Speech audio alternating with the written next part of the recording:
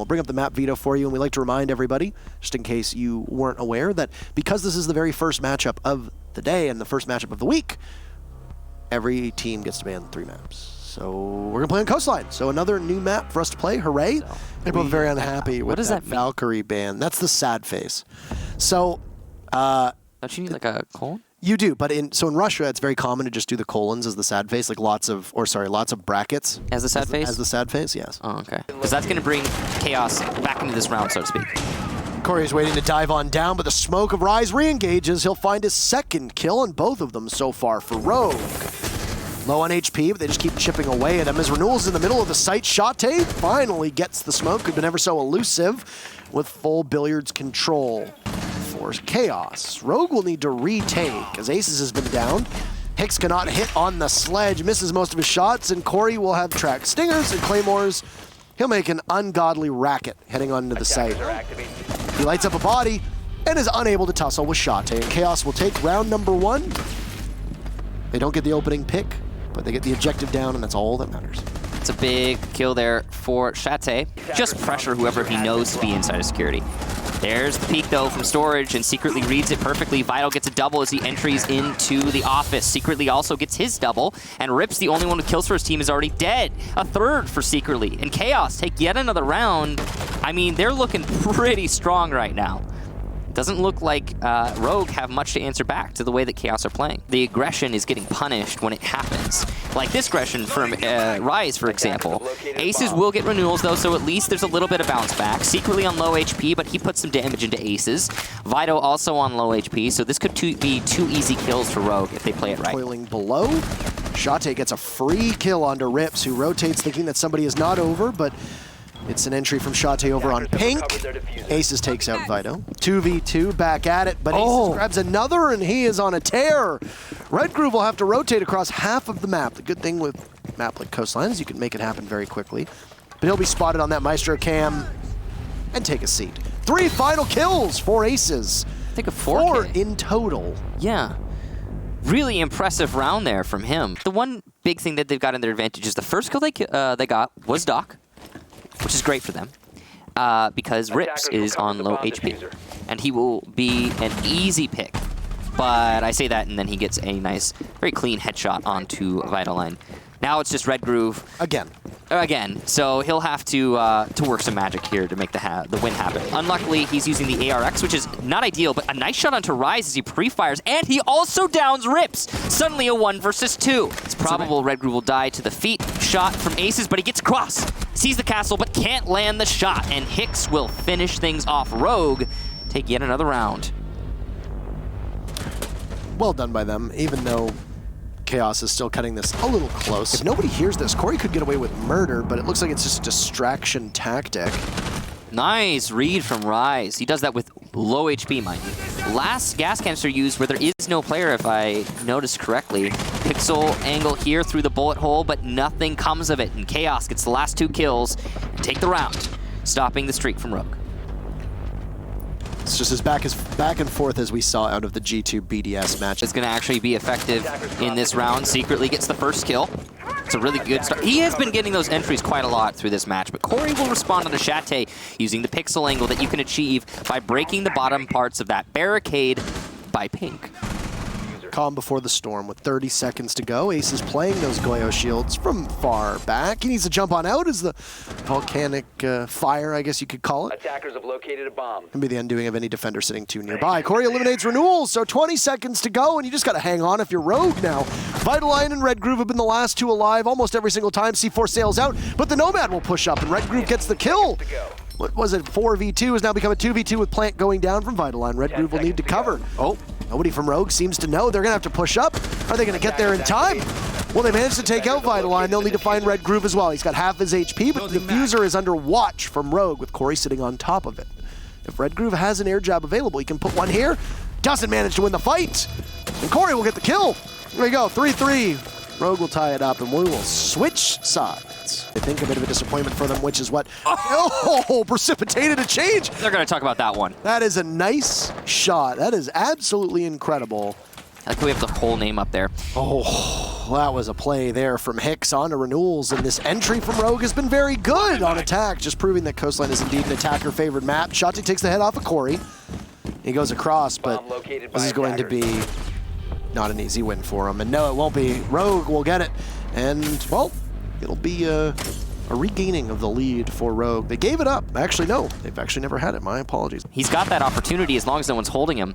That's going to be Rips taken out by Red Group. He gets a little bit aggressive on the top floor. Chaos extending their lead. Shate also takes down Hicks. Rise will go on in a C4, claims aces, and everything is falling apart for Rogue now. Moored right now by a shotgun. He's not going to make it past whoever. It was the Alda Vito who gets credited with that kill, and no extension of the lead whatsoever for Rogue. We'll go back to a draw between these two teams. It has been so close between them. Yes. Same with Red Group, right? But they were pretty smart with their rounds there. I mean, that's a crossfire and a half. Exceptional crossfire. It looked like 3 guns were going at that point. Alda will punish Rise. No flawless round for Rogue, but it will likely come close. There's a minute left, and Renewals has just a tiny bit of HP. Here's somebody drop out the front door. Keep in mind that Rogue isn't running any flank denial. No gridlocks, no nomads. Diffuser goes down. There's a phone call. Finds the Hibana of Hicks on his belly, but won't find the Zofia of Corey, holding a long angle on the other side of the universe, and Rogue will regain the lead. Okay, so Rogue 5-4. 30 seconds in, and Rise is narrowly missing what appears to be Renewals. He'll blow open the rest of Mudroom, and it is indeed Renewals playing just behind the Sunrise bar. He's crept out, cannot flick on over. Renewals claims 1, and he'll get a second as well for a good measure. There's beachhead established in Sunrise bar as he looks towards both Pink and Mudroom. But gets flanked by aces. What do you think Bill is short for? I didn't think Bill was short for anything. I just thought it was a name. Aces will finish off Renewals. He's got a suspicion that there's going to be a Mozzie playing on Cool Vibe Stairs. It's a very common place to be. And say goodnight to Red Groove. Aces with another beautiful shot, and in case there's somebody playing inside of Blue Bar, they're going to continue to pick away. They were correct that there was someone was down there, but it was Vito over by security. And the diffuser, that is going to be really important in this take. Shate contests an angle that he probably shouldn't have, but you go for broke at that position. It could have managed to smash the round wide open and swing things back in his position. He did take some damage, or did do some damage to Rogue, but not enough, as Aces has a banger of a round, and it's enough to give Rogue match point, guaranteeing themselves a single point on the standings. Can they go for it all? I mean, you lose 2 of your first 4 matches. That might be enough, and that's enough for Secretly, as Hicks, what has been a very fast match, it's going to slow down. Vito jumps out, guns down Hicks. Looked for a second, but there was nobody there. Red Groove finds Rips and rises a little bit off the pace with Corey there as well. Flashbang goes down, Rise has 2 more left if he wants it, but he's going to be all on his own as Corey gets punished off screen, and Rise will have a crossfire established just in front of him. I think he's aware of the death trap that he's about to walk into. He gets the Maestro and grabs the second for his trouble. Cannot get the third over towards the A-bomb site. He's literally on 1 HP. 10 seconds to go. He's got to find 2. He'll grab it onto Renewals, but where's he going to go? He doesn't have that diffuser. Shate just needs to hide, and the Mozzie will remain elusive. A valiant effort, Rise, and a golf clap for what you tried to do, but not going to land any of those shots. There goes the dock, though, to Aces. Shate is there to refrag off of Rise, who pushed up Cool Vibe Stairs. Shate looks the wrong way and slayed from the back. Rips can't do all that much against the Clash, though. He's going to have to do some magic with his yokai drones, especially with a whole minute left. Hicks will get Vito, and now there's only 1 gun left alive on Chaos. Almost gets the kill from Secretly, but Rips is able there and is just able to do much, and is just so much better. Red Groove is getting droned out. Beautiful shot under Rips. But he's not going to be able to do too much. On the rappel, Rogue will put it away. It came very, very close. Chaos, an admirable fight, but not quite enough. 7-5 scoreline. Rogue will join 4s and G2 as the winners today. So it went all the way to 7-5. That's every round being used, of course, but it actually didn't feel like a slow match because both teams were so fast on their attacks. And I think that is, I mean, it's always fun to watch matches like that, especially on maps like Coastline. Say hello to Kripel. You're another organization for you. I would love a list of all the orgs that I've interviewed you on. Congratulations today. There's not that many. Millennium, Lustream, Giants, and Rogue. Well, I mean, technically LFO as well for a brief period of time, and that's not an organization. Okay. So 5. So five in a little bit more than 2 years. So talk us through Rogue. How's your experience been with Rogue so far since getting picked up by them? And of course, congratulations. Thank you.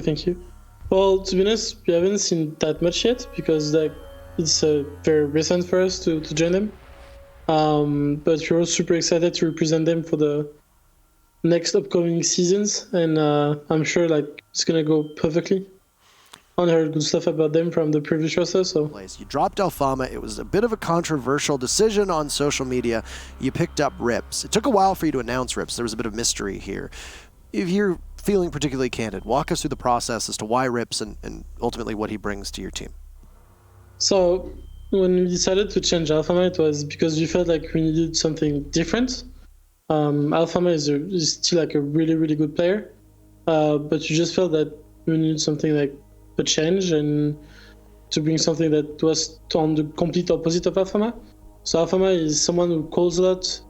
He's very he communicates a lot, and we felt like it was taking too much space on Hicks's lead. So we wanted to get someone who would be like more calm, more like someone like we could rely on, would be like very solid on site, and but that wouldn't take too much space, so that Hicks lead would be actually like more fluent and wouldn't be interrupted.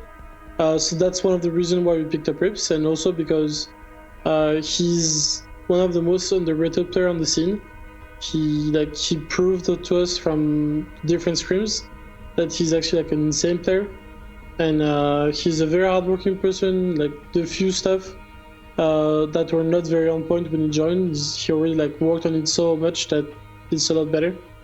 So yeah, that's pretty much it. When you lost in the first round at Tokonami, outside of dropping Alfama, did it prompt any other greater changes with your team when it comes to the way that you communicate, as you'd mentioned about Alfama, role swaps, etc.? Well, we knew that we couldn't really take someone who would be a role for role with Alfama, so we knew that we would have to make some role changes. So we discussed it like a lot. And make a few tryouts with actually like hard supports, with entries and with Rips, and we ended up going for Rips.